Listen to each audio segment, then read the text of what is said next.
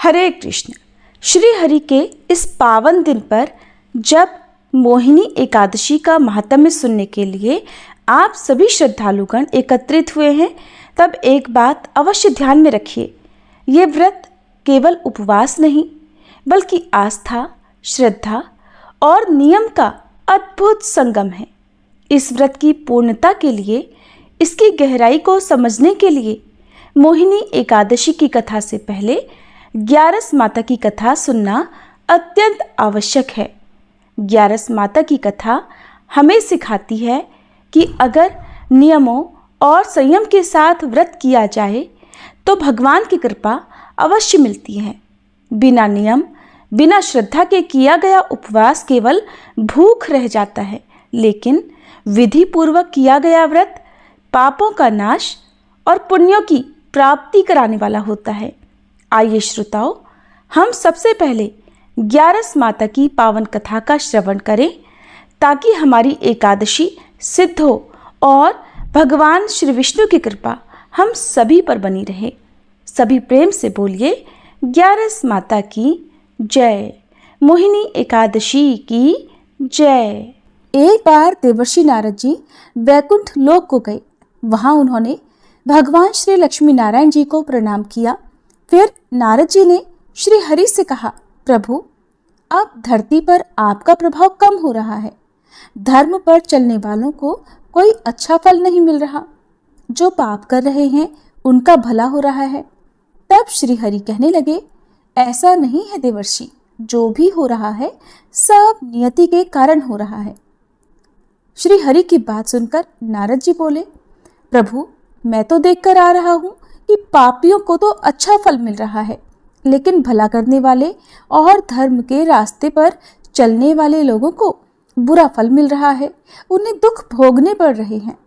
भगवान ने कहा, देवर्षि, कोई ऐसी घटना बताओ जिससे तुम्हें ये लग रहा हो। नारद जी कहने लगे, प्रभु, अभी अभी मैं एक जंगल से आ रहा हूँ।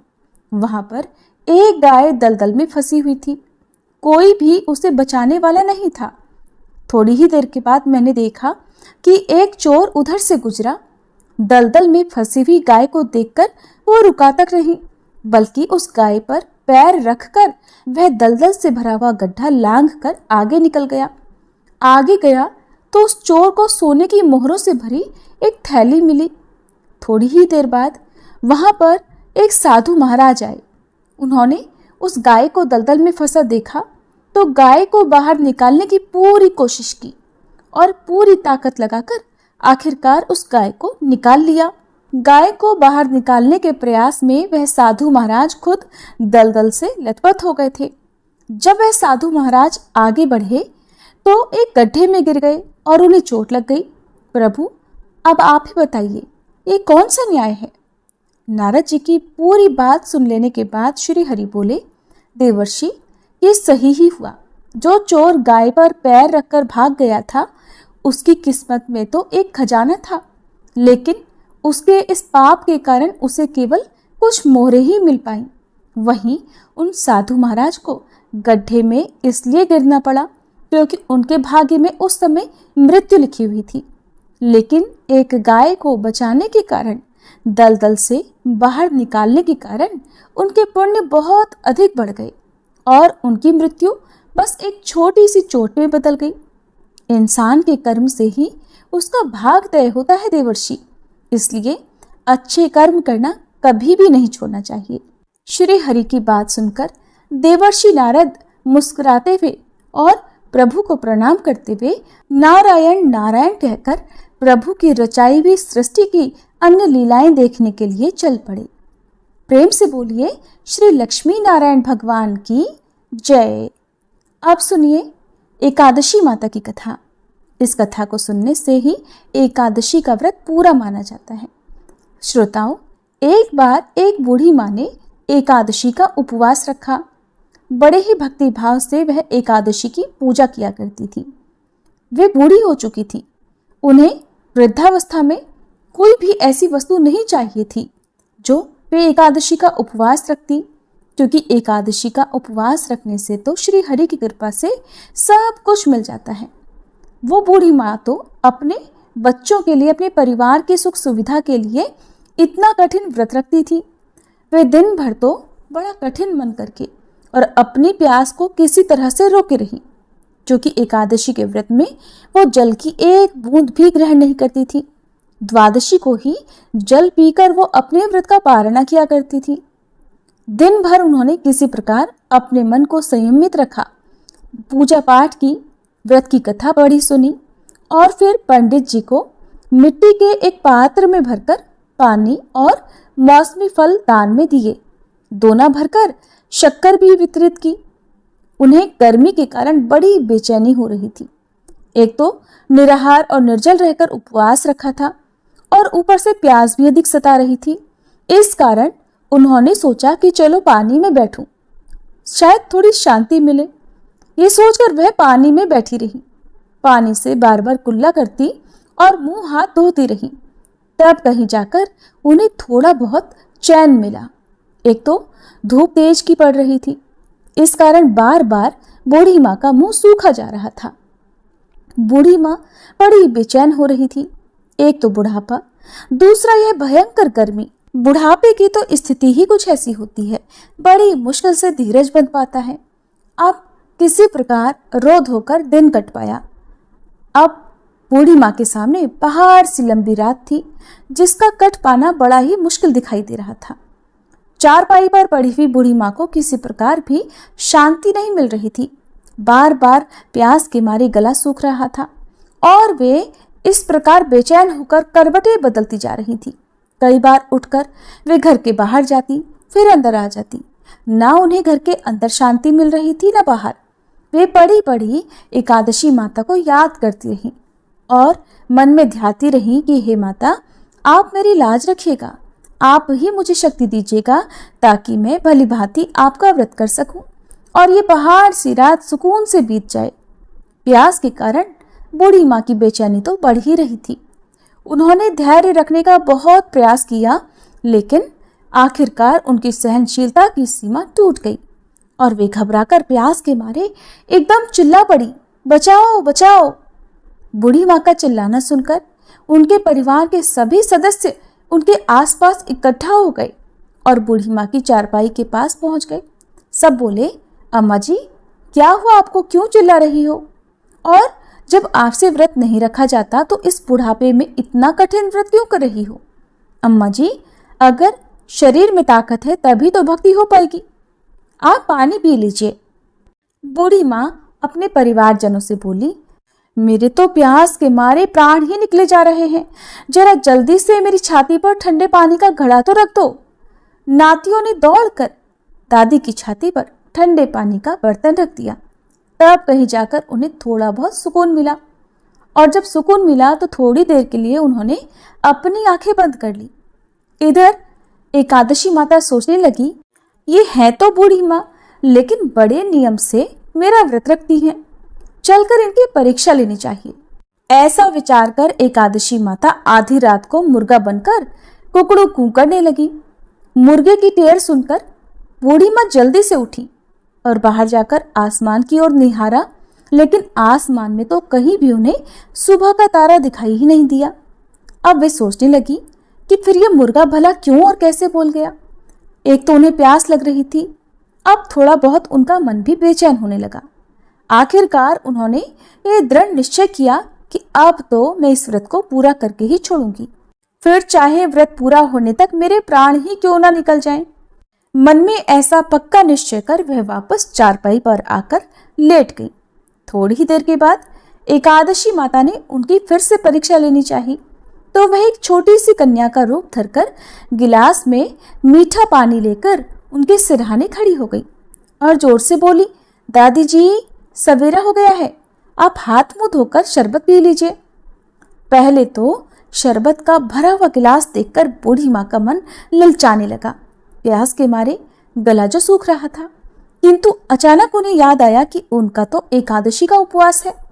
फिर उन्होंने सोचा कि अभी तो वे किसी भी तरह से ये शरबत नहीं पी सकती और फिर वे चुपचाप वापस अपनी चारपाई पर लेट गईं।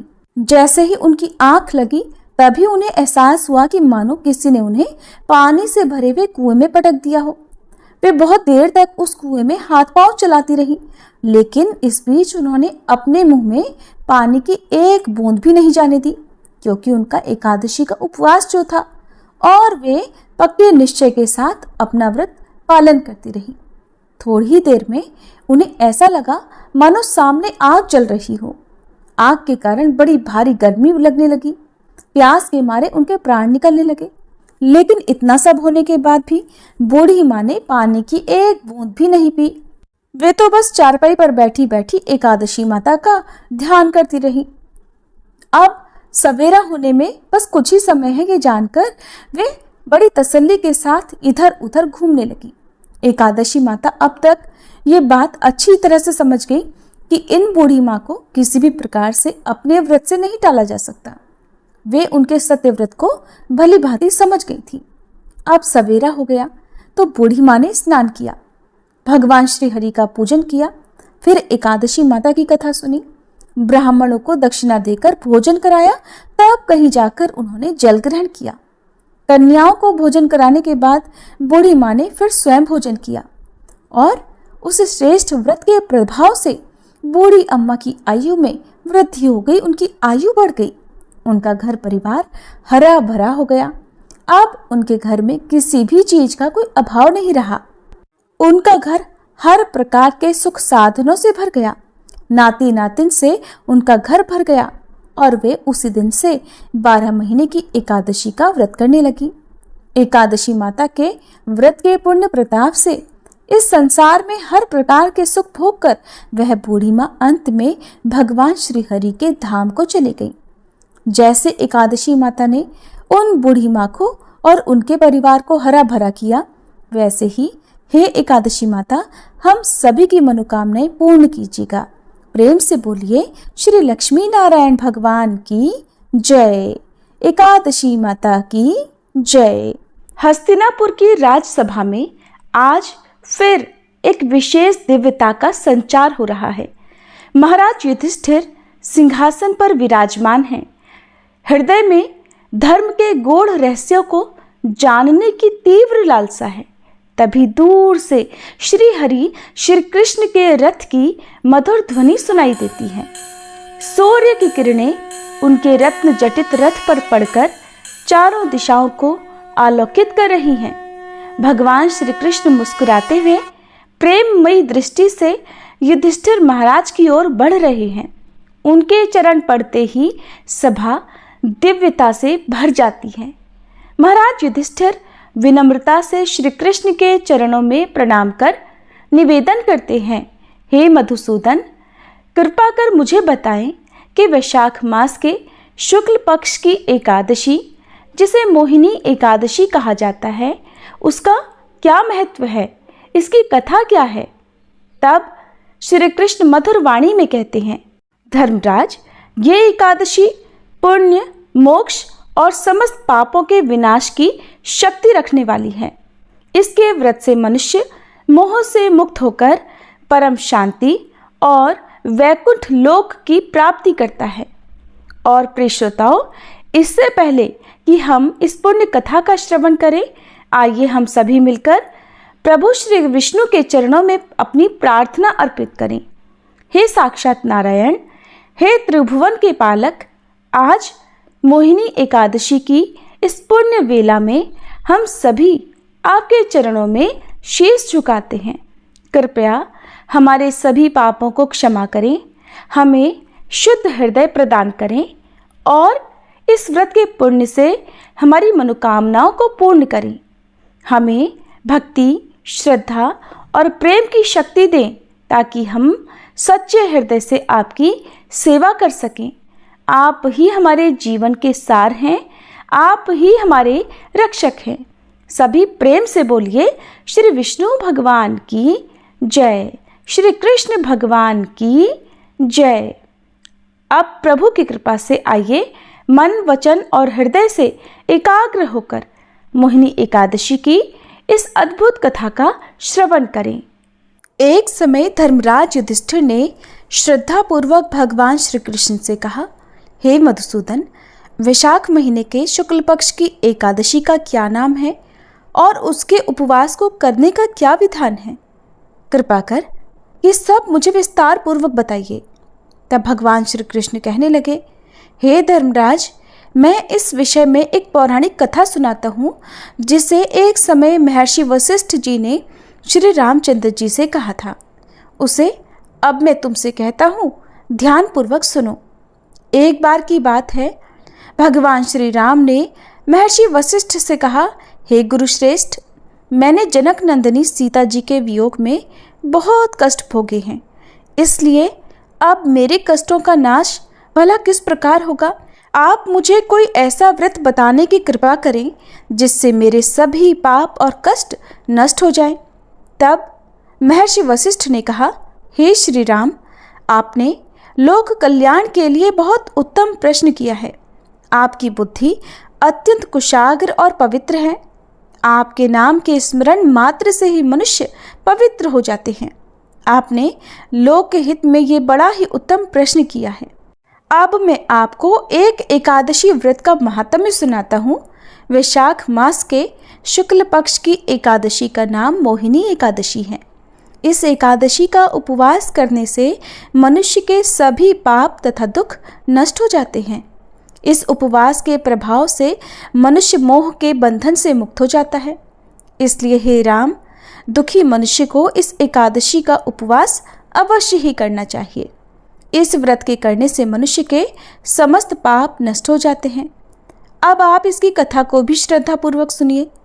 प्राचीन समय में सरस्वती नदी के किनारे भद्रावती नाम की एक नगरी बसी हुई थी। उसी नगरी में द्युतिमान नाम का एक राजा राज्य करता था। उसी नगरी में एक वैश्य भी रहता था जो धन धान्य से परिपूर्ण था। उसका नाम था धनपाल। वह अत्यंत धर्मात्मा और नारायण भक्त था। उसने नगर में अनेकों भोजनालय, प्याऊ, कुएं, तालाब, धर्मशालाएं आदि बनवाए। सड़कों के किनारे आम, जामुन, केले, नीम आदि के वृक्ष लगवाए जिससे राहगीरों को सुख मिले। उस वैश्य के 5 पुत्र थे, जिनमें सबसे बड़ा पुत्र अत्यंत पापी और दुष्ट था। वह वेश्याओं और दुष्टों की संगति किया करता था।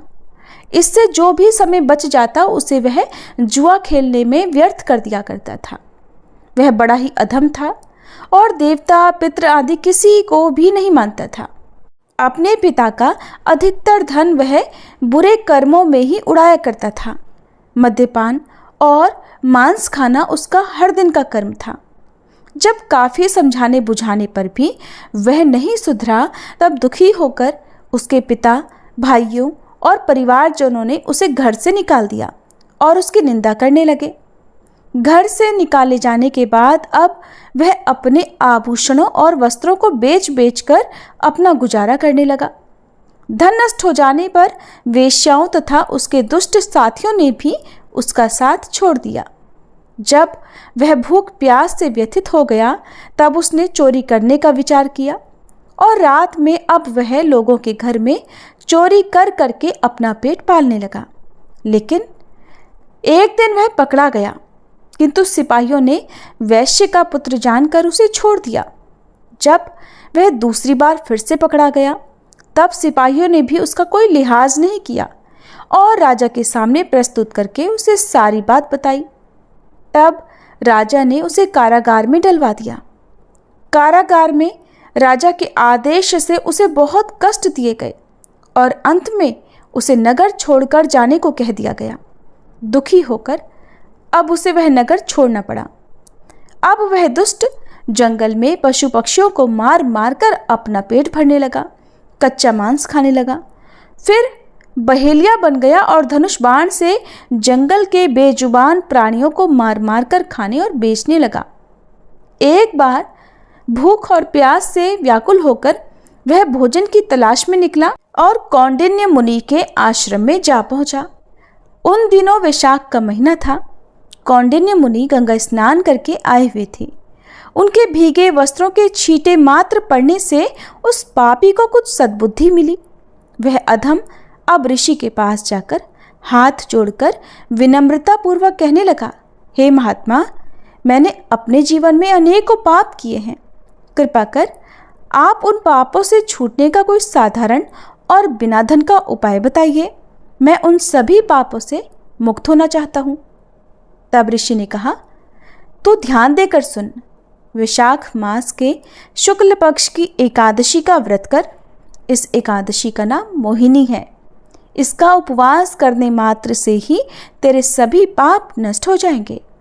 ऋषि के वचनों को सुनकर वह बहुत प्रसन्न हुआ और उनकी बतलाई हुई विधि के अनुसार फिर उसने मोहिनी एकादशी व्रत का पालन किया।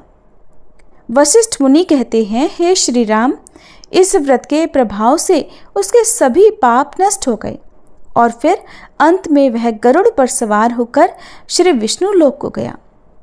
संसार में एकादशी व्रत से उत्तम दूसरा कोई व्रत नहीं है।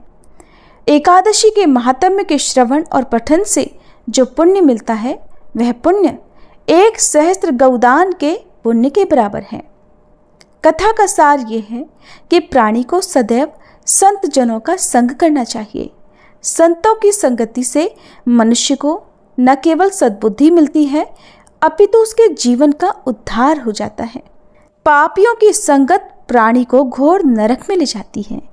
युधिष्ठिर महाराज को मोहिनी एकादशी व्रत का महात्म्य सुनाकर भगवान श्री कृष्ण मौन हो गए और फिर धर्मराज युधिष्ठिर ने भी श्रद्धापूर्वक मोहिनी एकादशी का दिन आने पर श्रद्धापूर्वक इस एकादशी व्रत का पालन किया और द्वादशी तिथि को शुभ मुहूर्त में व्रत का पारण किया।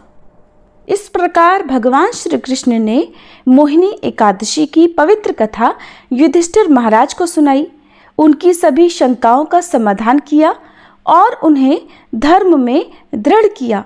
कथा समाप्त होते ही उन्होंने करुणामयी दृष्टि से युधिष्ठिर को देखा, आशीर्वाद दिया और अपने दिव्य रथ पर बैठकर मधुर मुस्कान के साथ द्वारका की ओर प्रस्थान किया।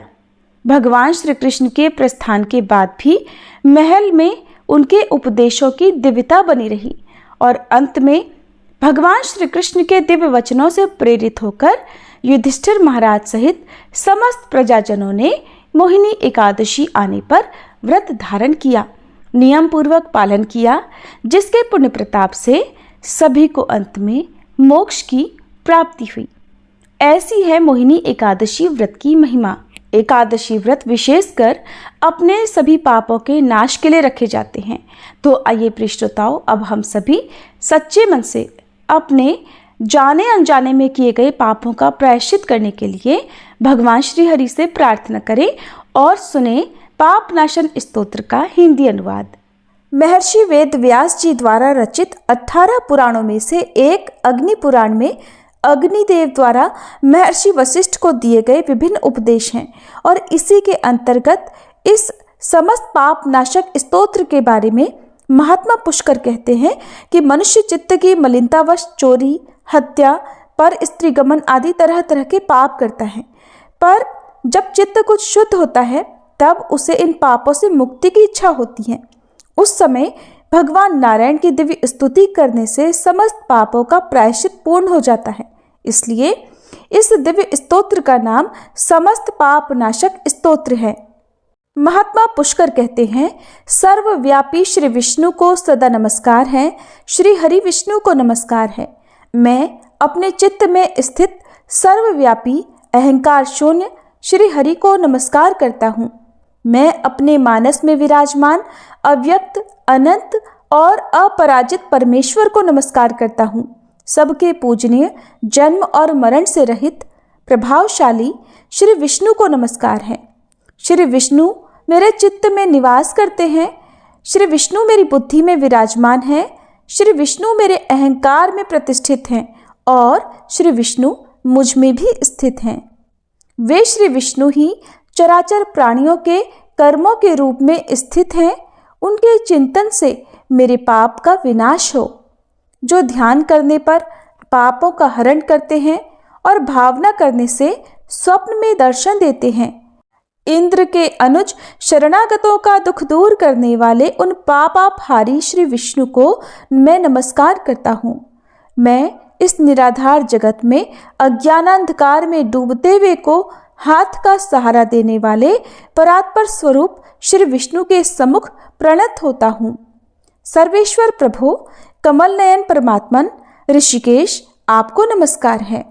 इंद्रियों के स्वामी श्री विष्णु आपको नमस्कार है। हे नरसिंह, अनंत स्वरूप गोविंद, समस्त भूत प्राणियों की सृष्टि करने वाले केशव, मेरे द्वारा जो दुर्वचन कहा गया हो अथवा पाप पूर्ण चिंतन किया गया हो, मेरे उस पाप का प्रशमन कीजिए, आपको नमस्कार है। केशव, अपने मन के वश में होकर मैंने जो न करने योग्य अत्यंत उग्र पाप पूर्ण चिंतन किया है, उसे शांत कीजिए। परमार्थ परायण ब्राह्मण प्रिय गोविंद, अपनी मर्यादा से कभी च्युत न होने वाले जगन्नाथ, जगत का भरण पोषण करने वाले देवेश्वर, मेरे पाप का विनाश कीजिए। मैंने मध्याह्न, अपराह्न, सायंकाल एवं रात्रि के समय जानते हुए अथवा अनजाने शरीर, मन एवं वाणी के द्वारा जो पाप किया हो, पुंडरीकाक्ष, ऋषिकेश, माधव, आपके इन 3 नामों के उच्चारण से मेरे वे सब पाप क्षीण हो जाएं। हे कमल नयन लक्ष्मीपते, इंद्रियों के स्वामी माधव, आज आप मेरे शरीर एवं वाणी के द्वारा किए हुए पापों का हनन कीजिए। आज मैंने खाते, सोते, खड़े, चलते अथवा जागते हुए मन, वाणी और शरीर से जो भी नीच एवं नरक की प्राप्ति कराने वाला सूक्ष्म अथवा स्थूल पाप किया हो, भगवान वासुदेव के नामोच्चारण से वे सब विनष्ट हो जाएं। जो परब्रह्म, परम धाम और परम पवित्र हैं, उन श्री विष्णु के संकीर्तन से मेरे सब पाप लुप्त हो जाएं। जिसको प्राप्त होकर ज्ञानी जन पुनः लौट कर नहीं आते, जो गंध, स्पर्श आदि तन्मात्राओं से रहित हैं, श्री विष्णु का वह परम पद मेरे पापों का शमन करे। जो मनुष्य पापों का विनाश करने वाले इस स्तोत्र का पठन अथवा श्रवण करता है, वह शरीर, मन और वाणी जनित समस्त पापों से छूट जाता है एवं समस्त पाप ग्रहों से मुक्त होकर श्री विष्णु के परम पद को प्राप्त होता है। इसलिए किसी भी पाप के हो जाने पर इस स्तोत्र का जप करें। यह स्तोत्र पाप समूहों के प्रायश्चित के समान है। कृच्छ्र आदि व्रत करने वालों के लिए भी यह श्रेष्ठ है। स्तोत्र, जप और व्रत रूप प्रायश्चित से संपूर्ण पाप नष्ट हो जाते हैं। इसलिए भोग और मोक्ष की सिद्धि के लिए इनका अनुष्ठान करना चाहिए। आइए अब हम सभी मिलकर प्रेम से एकादशी माता की आरती गाते हैं। ओम जय एकादशी माता, मैया जय एकादशी माता, विष्णु पूजा व्रत को धारण कर शक्ति मुक्ति पाता। ओम जय एकादशी माता, तेरे नाम गिनाऊं देवी, भक्ति प्रदान करनी, गण गौरव की देनी, माता शास्त्रों में वरनी। ओम जय एकादशी माता। मार्गशीर्ष के कृष्ण पक्ष की उत्पन्ना, विश्वतारिणी जनमी, शुक्ल पक्ष में हुई मोक्षदा, मुक्तिदाता बन आई। जय एकादशी माता। पौष के कृष्ण पक्ष की सफला नामक है, शुक्ल पक्ष में होए पुत्रदा, आनंद अधिक रहे। ओम जय एकादशी माता। नाम षट तिला माघ मास में कृष्ण पक्ष आवे, शुक्ल पक्ष में जया कहावे, विजय सदा पावे। जय एकादशी माता। विजया फागुन कृष्ण पक्ष में शुक्ला आमल की, पाप मोचनी कृष्ण पक्ष में चैत्र महाबल की। ओम जय एकादशी माता। चैत्र शुक्ल में नाम कामदा, धन देने वाली, नाम बरूथनी कृष्ण पक्ष में वैशाख महावाली। ओम जय एकादशी माता। शुक्ल पक्ष में होए मोहनी, अपराज्येष्ठ कृष्ण पक्षी। नाम निर्जला सब सुख करनी, शुक्ल पक्ष रखी जय एकादशी माता। योगिनी नाम आषाढ़ में जानो, कृष्ण पक्ष करनी। देव शयनी नाम कहायो, शुक्ल पक्ष धरनी जय एकादशी माता। कामिका श्रावण मास में आवे, कृष्ण पक्ष कहिए। श्रावण शुक्ला होए पवित्रा, आनंद से रहिए जय एकादशी माता। अजा भाद्रपद कृष्ण पक्ष की परिवर्तनी शुक्ला, इंद्रा आश्विन कृष्ण पक्ष में वृत से भव सागर निकला जय एकादशी माता। पापांकुशा है शुक्ल पक्ष में आप हरनहारी, रमा कार्तिक में आवे सुखदायक भारी ओम जय एकादशी माता। देवोत्थानी शुक्ल पक्ष की दुख नाशक मैया, पावन मास में करू विनती पार करो नैया ओम जय एकादशी माता।